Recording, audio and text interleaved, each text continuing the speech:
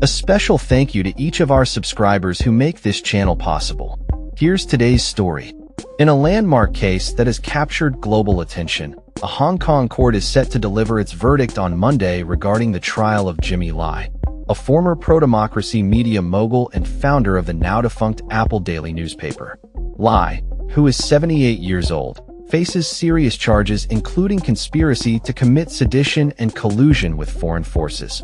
Charges that reflect the increasing repression of dissent in the city since Beijing imposed a sweeping national security law in 2020. This law was introduced as a response to the massive anti-government protests that erupted in 2019, and it has been used to silence critics and consolidate the Chinese government's control over the semi-autonomous region.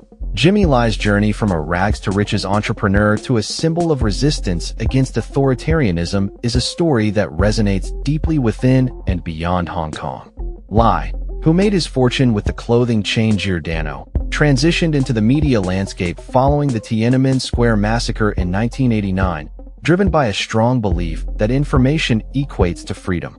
Under his leadership, Apple Daily became known for its bold, tabloid-style journalism that often took a pro-democracy stance, urging citizens to engage in protests and stand up for their rights. The trial, which has lasted 156 days, has drawn significant scrutiny from international observers, foreign governments, and human rights advocates. Many view it as a litmus test for the state of judicial independence and media freedom in Hong Kong, a city that was once celebrated for its vibrant press and civil liberties.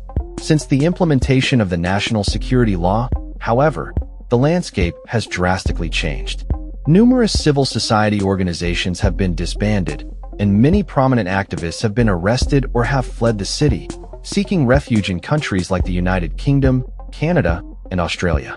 Lai was arrested in August 2020 when around 200 police officers raided the offices of Apple Daily. He has been in custody since December 2020, and during this time, the Hong Kong government has used the national security law to target not only Lai, but also other senior executives of Apple Daily, leading to the newspaper's eventual closure. The final edition of Apple Daily sold out in hours, with readers eager to purchase the last copies of a publication that had become a beacon of hope for many in the pro-democracy movement. The most serious accusation against Lai involves allegations that he conspired with foreign powers to impose sanctions on China. Prosecutors argue that Lai's actions amounted to soliciting foreign intervention under the guise of fighting for democracy. During the trial, Lai admitted to calling for sanctions before the national security law took effect, but maintained that he ceased such calls afterward. His defense attorney, Robert Pang, argued that Lai's comments were merely opinions expressed in a non-hostile manner and should be protected as freedom of expression.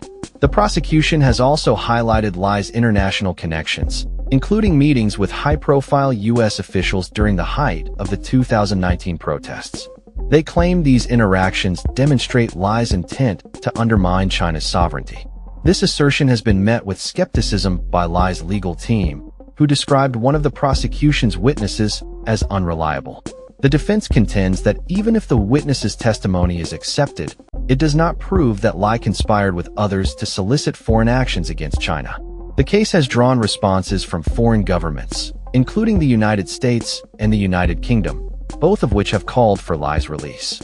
U.S. President Donald Trump and UK Prime Minister Keir Starmer have both publicly expressed concerns about Lai's treatment and the implications for human rights in Hong Kong. In contrast, Beijing has labeled Lai as a foreign agent, accusing him of orchestrating disruptive activities in the city. As the verdict approaches, concerns about Lai's health have also emerged. Reports indicate that he has experienced heart palpitations while in custody, raising alarms among his family regarding his well-being. The Hong Kong government has stated that Lai has received adequate medical care, but the situation remains a point of contention.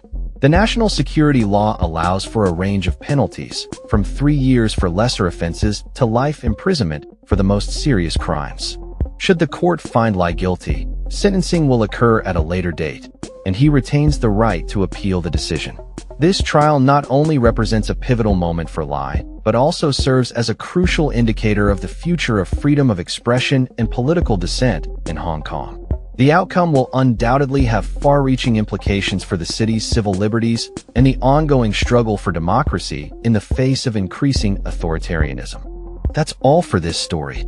We upload videos every day covering many different subjects, so hit that subscribe button to stay informed. Thanks for watching.